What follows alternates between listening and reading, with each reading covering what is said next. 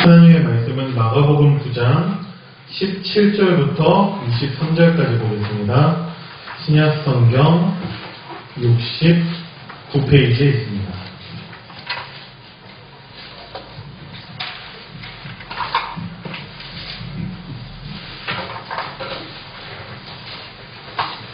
마가복음 9장 17절부터 23절까지 말씀입니다.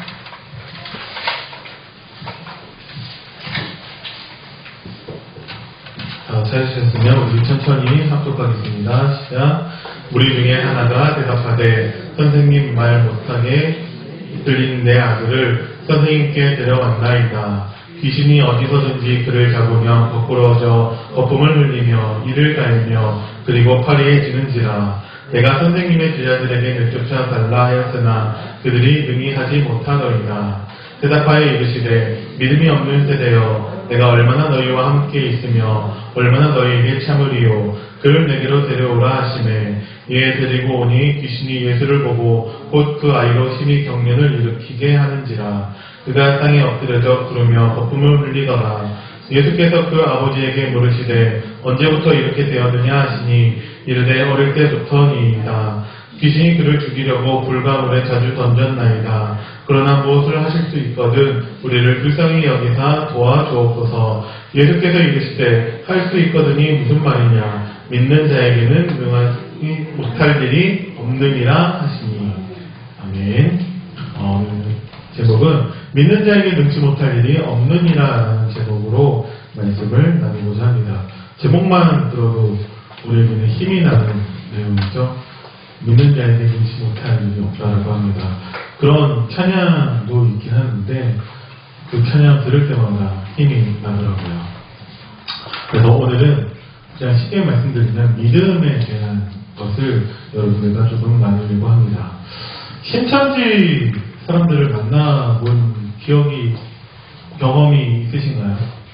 저는 천안에서 사역하다가 조금 이제 시간이 나면은 주변에 랩런트들이 있을 만한 곳 가가지고 혼자서 캠프하고 뭐 그러고 있었는데 천안에 두정동이라는 곳에 두정 도서관이 있습니다. 그래서 거기는 항상 랩런트들이 좀 있는 편이거든요.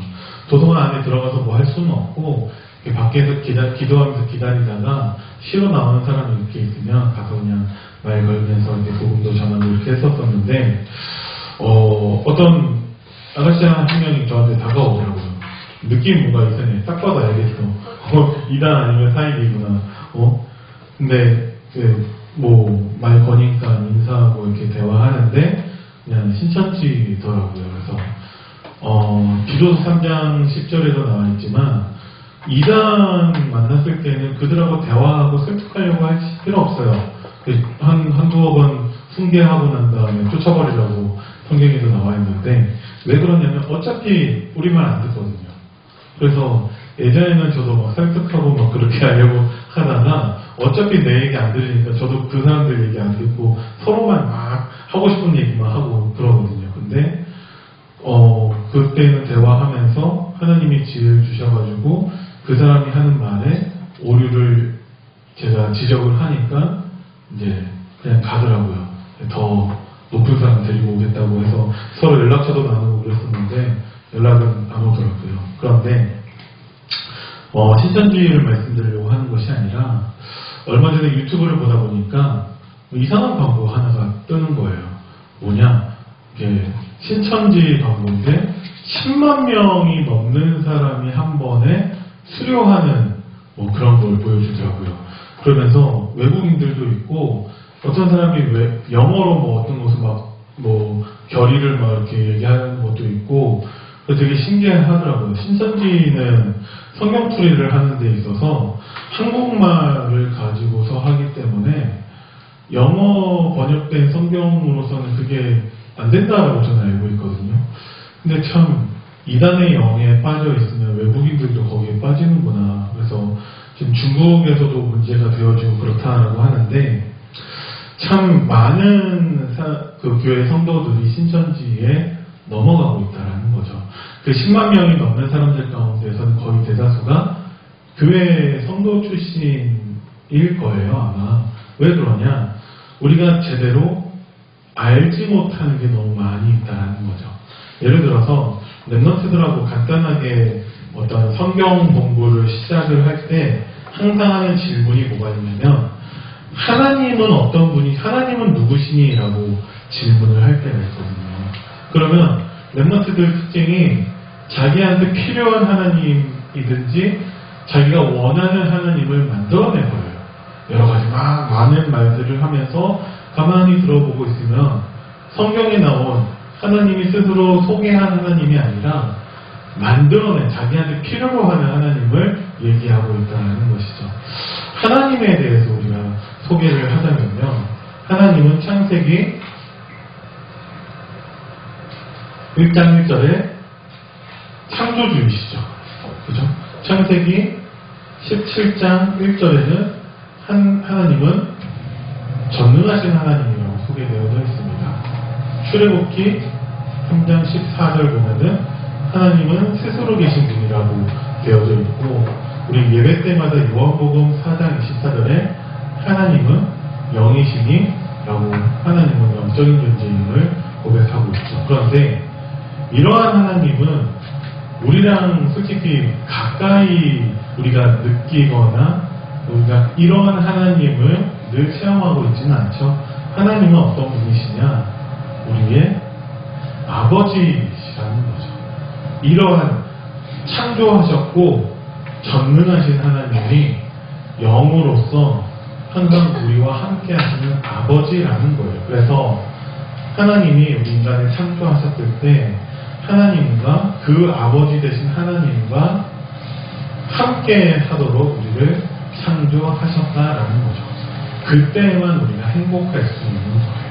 그런데 문제는 무엇이냐면 전 세계적으로 심각한 질병이 창조 이후에 처음부터 있었고 지금도 있고 앞으로도 계속 있다는 것이죠. 그 질병은 무엇이냐?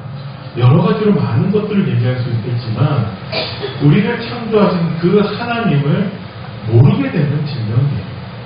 하나님을 알지 못하는, 직접적으로 말씀드리면 하나님을 떠나게 되었는데 성경은 그것을 죄라고 말하고 있고 그 원인을 제공한 것이 사단이라는 것이죠.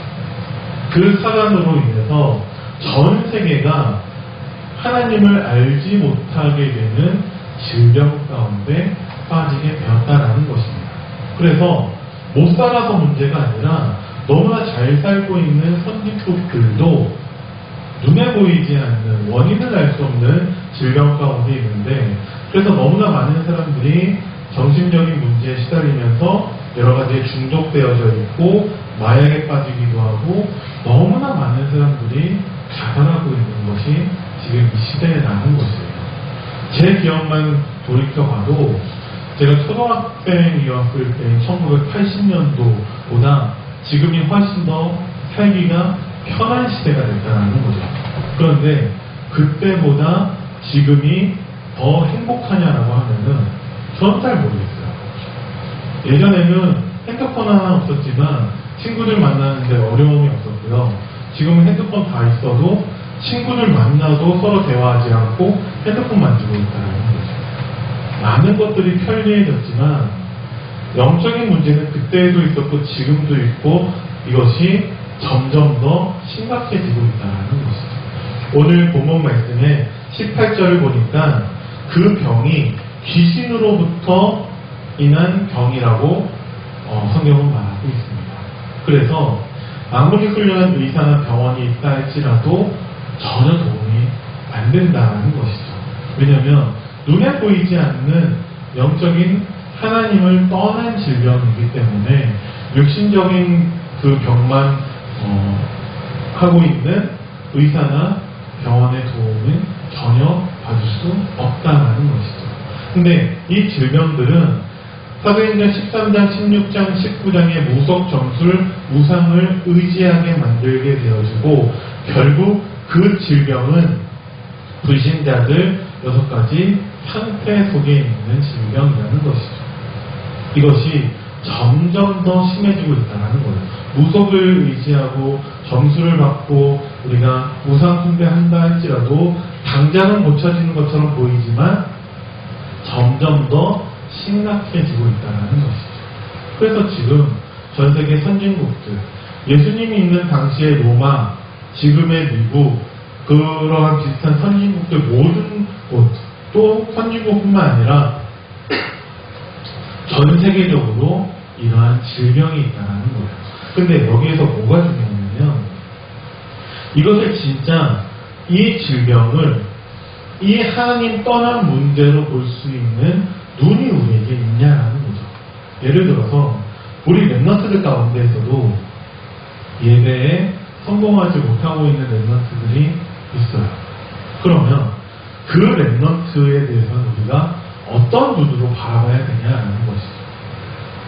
그 랩런트가 예배 실패하는 것을 귀신에 의한 것으로 볼 것이냐, 아니면 하나님께서 그 랩런트를 준비하시는 가운데 요셉처럼 어렸을 때부터 깨달은 자도 있었지만 나중에 나이 들어서 80 먹어서 깨달은 모세와 같은 랩런트도 있다는 것이죠. 물론 지금 이것을 보는 눈하고 예배 실패하고 있는 랩런트를 보는 눈하고 다른 거일 수 있겠지만 결국 영적인 기준은 한 가지다라는 것이죠. 우리 랩런트들이 지금 예배 실패하고 있는 것처럼 보인다 할지라도 하나님은 랩런트를 포기하지 않으신다는 거예요. 그러면 우리는 어떠한 것을 믿어야 되냐는 것이죠. 하나님 떠난 사람들은 아무리 잘 사는 것처럼 보인다 할지라도 모두 영적인 질병 속에 있는 것이고, 하나님의 언약 가운데 있는 랩런트는 지금 실패하는 것처럼 보인다 할지라도 하나님의 절대주권 가운데 있다는 것이죠.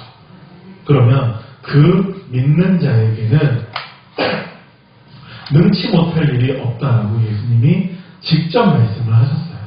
그래서 항상 우리에게 질문하시는 것이 나는 누구냐라는 것, 그리고 나에게 무엇을 주셨는지, 내가 가지고 있는 것이 무엇인지 하나님은 계속 우리에게 질문하고 계시다라는 것이죠. 하나님은 우리를 그리스도를 통해서 우리를 구원하셨고요. 그래서 하나님 자녀 삼아 주셨고, 하나님 자녀에게는 하나님의 선물로 믿음을 주셨다라는 거죠. 물론 그 믿음을 우리가 성장시킬 수는 있겠지만 그것도 내 열심이나 내 노력으로 하는 것은 아니다라는 것이죠. 우리가 이 영적인 질병에 대해서 우리의 노력과 우리의 수준으로 이 질병을 해결할 수가 없는 것처럼 모든 것을 하나님께 맡기는 믿음이 필요하다는 것입니다. 이 질병을 해결하는 방법이 오직 그리스도로만 해결할 수 있다는 그 믿음이 먼저 우리에게 있어야 된다는 거죠. 왜 있어야 된다고 말씀을 드리냐? 하나님이 이미 우리에게 주셨다는 것입니다. 이 질병을 해결하기 위해서 창세기 3장 15절에 여자의 후손을 보내주시겠다라고 약속을 하셨어요. 여자의 후손이 뱀의 머리를 상하게 할 것이다라고 하셨죠.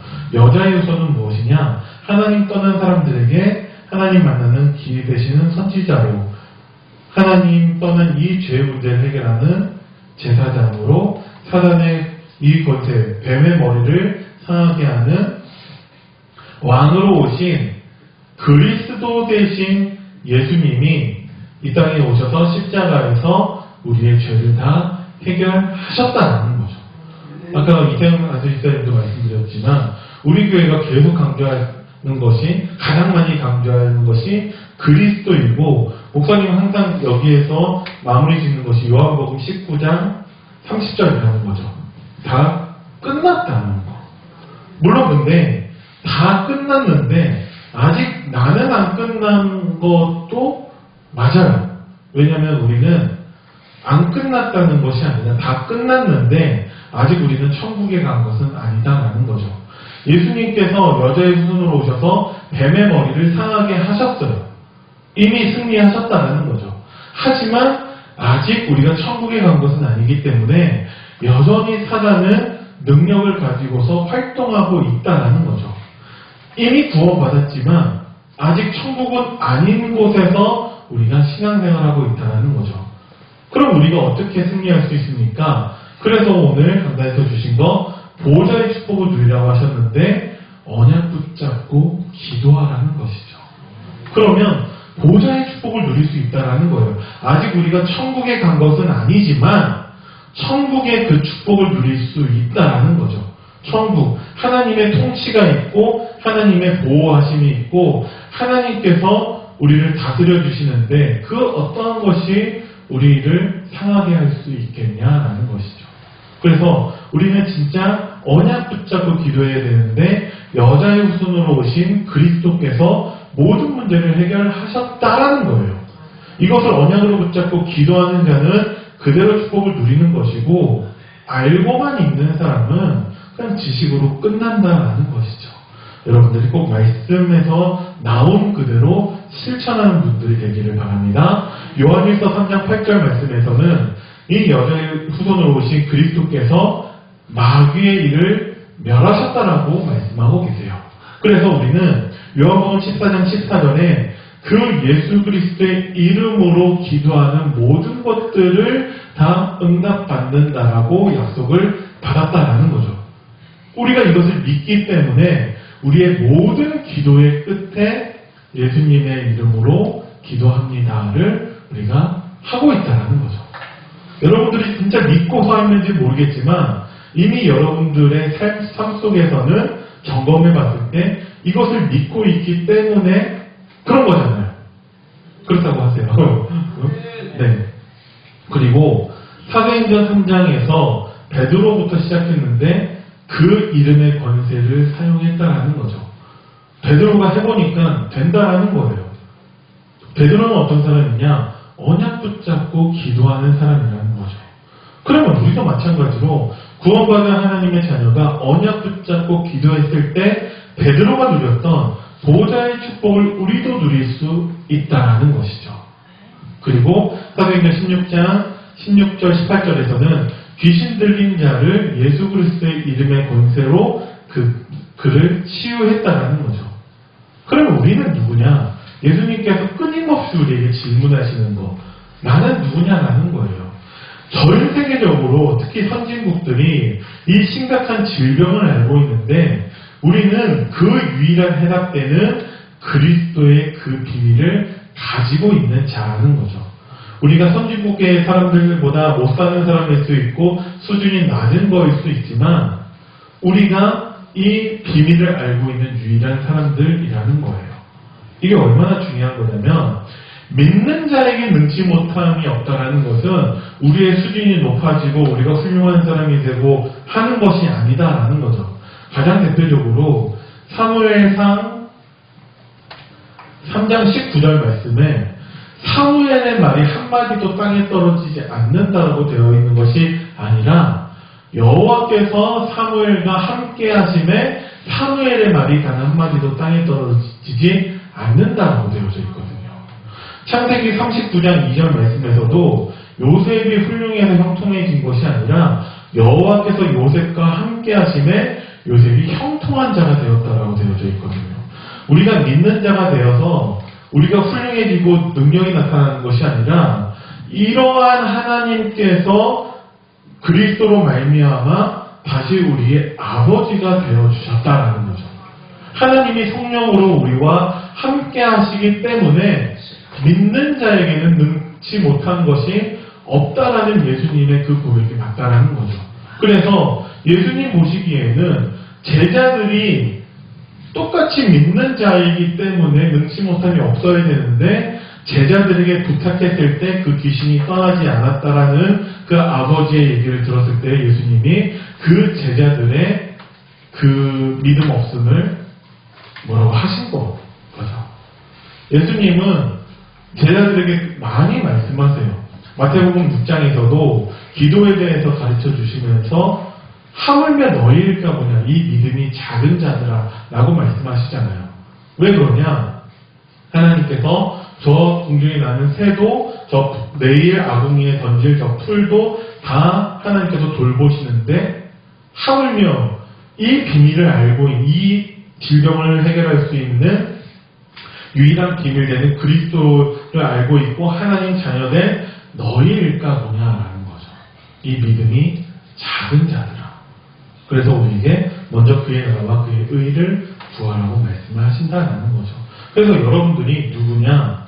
나는 하나님의 자녀이고 나는 모든 문제 해결자 되신 그리스도의 비밀을 알고 있고 나에겐 무엇이 있느냐? 그 그리스도를 믿는 믿음이 있다라는 거죠. 왜? 하나님이 이미 선물로 주셨으니까. 그래서 어떤 믿음이냐? 어떻게 믿는 것이 가장 잘 믿는 것이냐라고 물어보면은 여기에 대답할 수 있는 사람이 있겠냐라는 거죠.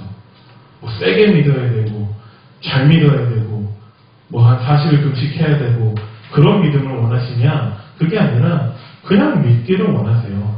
예수님이 그리스도시고 우리가 영접하는 자 정말 그 예수님이 그리스도라는 것을 마음으로 믿고 입으로 시인만 했는데 그 사람들에게는 하나님의 자녀가 되는 권세를 이미 주셨다라는 거죠.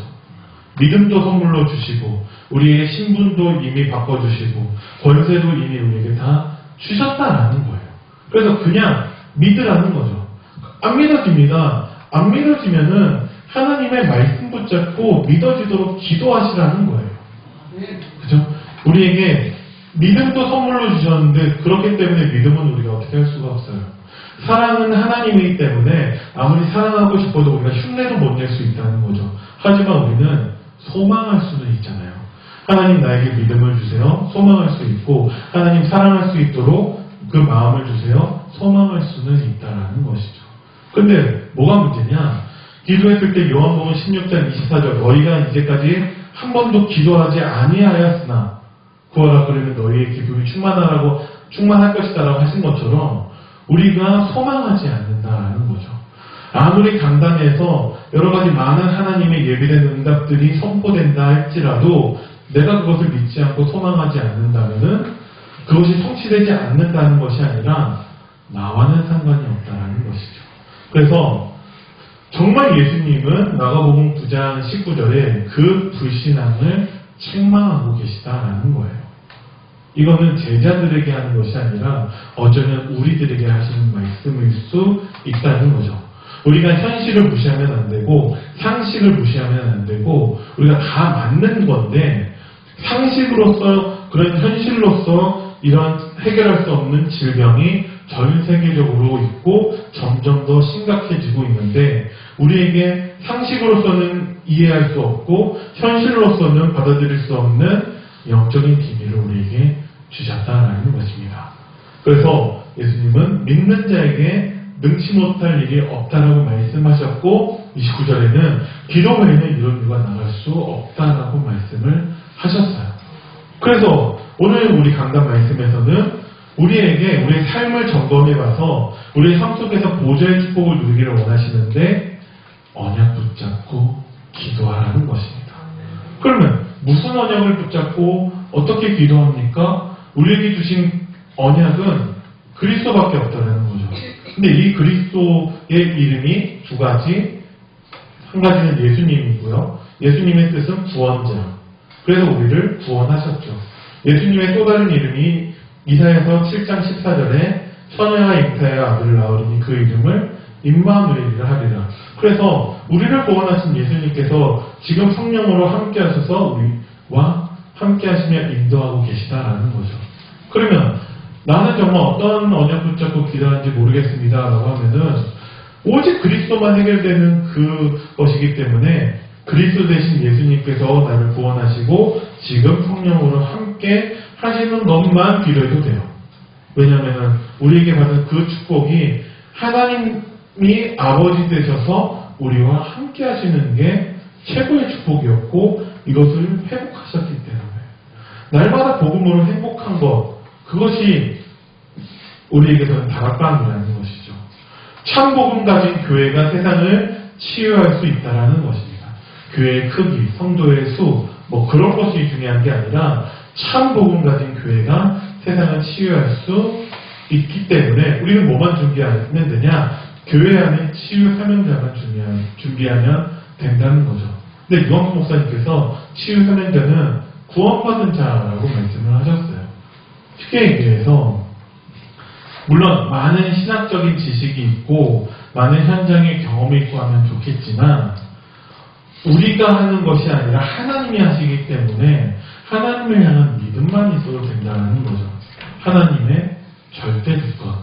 왜냐면 우리가 해결해야 되는 질병이 현실로서는 도저히 해결할 수 없는 것들이기 때문에 하나님의 절대 주권이 아니면은 해결할 수 없는 문제들밖에 없다라는 거죠. 그래서 우리는 하나님을 전해야 되고 그리스도를 전해야 되고 복음을 전해야 되고 믿음을 전해야 된다는 거죠. 그러면 또 반복해서 하나님 그리스도께서 여러분들에게 주시는 질문, 나는 누구냐라는 거예요. 치유 사명자가 돼야지가 아니라 하나님이 나를 치유 사명자로 부르셨구나 로 깨달으셔야 된다는 거죠. 그리고 교회 안에 치유 시스템을 세우라고 말씀을 하셨어요. 그럼 뭐냐? 우리가 치유에서 가장 중요한 것은 말씀인데 그 말씀이 우리 예배를 통해서 강단을 통해서 원색 복음만 선포되고 있다는 거죠. 그 말씀을 가지고서 기도 외에는 이런 일가 나갈 수 없기 때문에 지금 목사님께서 새벽 기도와 함께 없었던 심야 기도, 금요일날 심야 기도를 회복하신다라고 말씀을 하셨습니다. 그 자리에 나오셔서 함께 기도하면 되고 또 전도에 대해서는 금요일날 치유전도학교를 통해서 이제 우리가 본격적으로 현장의 증거를 얻게 될 것이다라고 말씀을 하셨다는 거죠. 무엇을 얘기하는 거냐? 교회의 흐름만 타면 된다라는 거예요. 우리는 모르지만 하나님이 시간표에 따라서 완벽하게 말씀을 성취하고 계시다라는 거죠. 그리고 영적 문제 가진 자가 와서 24 할 수 있는 교회가 되어야 한다는데 그래도 우리가 성전 준비를 두고 기도해야 된다는 것입니다. 우리 랩런트들이 정말 서밋으로 준비할 수 있는 성전을 우리가 준비해야 된다는 거죠. 성전이라고 말씀을 드릴 때 건물이라고만 너무 집중하시면 안 돼요. 건물을 세워놨는데 내용이 없고 사람이 없고 하면은 그 건물은 아무 쓸모가 없다는 것이죠. 건물은 하나님이 시간표에 따라서 주실 건데 그 건물이 있었을 때 그 건물을 활용해서 랩런트를 서밋으로 세울 수 있는 내용과 그 컨텐츠와 그것을 헌신할 수 있는 사람은 우리가 준비되어져 있냐라는 거죠. 근데 그 준비는 나중으로 미루고 건물만 먼저 준비하려고 하는 그런 시도를 하는 교회들이 많이 있다는 거예요. 그 교회들을 우리는 뭐라고 하냐? 이게 좀 굉장히 좀 선민의식 같이 느껴지지만 기존교회라고 하잖아요, 우리가 뭐 그들하고 비교해서가 아니라 양심적으로 그리스도에 대한 이 비밀을 그들보다 우리가 훨씬 더 명확하게 선명하게 알고 있다는 거죠. 저도 기존교회 출신인데 제가 다락방에서 저는 그 문화가 익숙했었던 게 저는 기존교회에서도 메시지 노트를 했었거든요. 그 메시지 노트 한 게 이만큼 됐어요. 근데 단 하나도 그 교회에서 어떤 말씀을 들었는지 기억이 나는 게 하나도 없어요, 저는. 그래서 물론 제 개인적인 경험일 수 있겠지만 우리가 진짜 랩런트를 서밋으로 준비할 수 있는 성전을 준비한다는 것은 그 내용과 거기에 헌신할 수 있는 사람도 미리 준비가 되어져야 한다는 것이죠. 그리고 많은 사람을 치유하고 기도할 수 있는 성전을 준비해야 된다는 것. 우리가 일주일에 한 번 주일날 예배만 드리고 나머지 시간에는 문 걸어 잠그고 있는 그런 식의 성전이 아니라 누구든지 언제든지 와서 편안하게 기도할 수 있고 말씀에 집중할 수 있고 정말 이 질병을 치유할 수 있는 그리스도를 체험할 수 있는 그 성전을 우리가 준비해야 된다는 것이고 마지막으로 2, 3, 7 나라 담임족들이 와서 24할 수 있는 교회를 준비해야 된다는 것입니다. 그래서 이것을 위해서 우리 목사님을 통해서 이민자 지원센터에 대한 부분을 기도하고 있고 이번에 성탄 행사를 준비하면서 그러면은 당연히 내년에는 2020년도 성탄 행사는 이렇게 되지 않을까. 과 함께하는 성탄 축하 행사든지 이름은 짓기 나름인데 우리가 당연히 우리가 언약으로 붙잡았기 때문에 다민족을 하나님께서 문을 열어주실 거 아니에요. 그러면 내년도에 많든 적든 다민족들과 함께하는 그런 행사를 우리가 할 수 있다라는 거죠. 왜 행사를 하냐? 그 행사를 통해서 우리와 연결되지 않은 다민족들도 초청해서 또 더 많은 분들을 우리가 볼 수 있다라는 거죠. 자, 그러면 결론적으로 뭐라고 하면 되냐? 믿는 자에게는 눈치 보상이 없다라는 거예요. 그럼 우리는 무엇을 믿는가라는 것이죠. 물론 그리스도를 믿죠. 그 그리스도께서 치유하실 건데 먼저 우리에게 믿음을 주실 거고 참 복음 가진 교회로서 우리가 해야 될 것들을 하나님이 말씀해주고 계시다라는 거죠. 이것이 우리가 할 수 없기 때문에 하나님은 우리에게 필요한 것들을 능력이 필요하다면 능력을 주실 거고 경제가 필요하면 경제를 주실 거고 사람이 필요하면 사람을 주실 거예요. 근데 믿지 못하고 알고만 있는다면 그냥 지나가서 진짜 믿는 사람을 통해서 하나님은 이 응답을 하나님이 나타내실 거라는 거죠. 그럼 기왕이면 우리가 이런 것들을 양보할 필요가 없다라는 것입니다. 우리가 정말 예수님이 원하시는 대로 인자가 이 땅에서 믿음을 보이느냐 정말 믿는 자가 되어져서 하나님이 약속하신 그 모든 언약들이 어떻게 성취되는지를 확인하는 증인으로 서는 그런 응답이 있기를 간절히 기도합니다. 기도하겠습니다. 살아계신 하나님 은혜를 감사드립니다. 우리의 삶을 점검하여서 정말 우리가 하나님의 언약 붙잡고 기도하여 보좌의 축복을 누리는 자인지를 우리가 점검하게 하시고 오늘 주신 말씀 그대로 정말 성전 건축을 준비하되 우리에게 하나님이 믿음을 주시고 우리에게 정말 전 세계적으로 있는 질병을 치유할 수 있는 참 복음을 허락하시는 그 교회로서 정말 우리가 사명을 감당할 수 있는 그 그릇을 준비하고 믿음을 준비하는 한 주가 되도록 성령으로 역사하여 주옵소서. 감사를 드리며 우리 주 예수 그리스도 이름으로 기도드립니다. 아멘.